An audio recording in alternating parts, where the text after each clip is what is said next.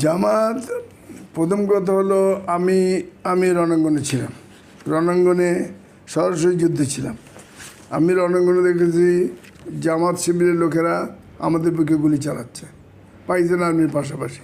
সুতরাং তাদের যতই শোডাউন করুক, বাংলাদেশে তাদের ভাত নেই এবং তাদের জামাত নামটা বাদ দিতে হবে তাদের। তা নাহলে বাংলাদেশের মানুষ তাদেরকে দেবে না, অনুমোদন দেবে না, কিছুতেই দেবে না, এটাই বলতে পারি। জামাত এই যে শোডাউন করছে, এসব শোডাউন বৃথা হয়ে যাবে। আমি তোমাকে আর একটু যদি বলতে পারতাম ভালো হতো।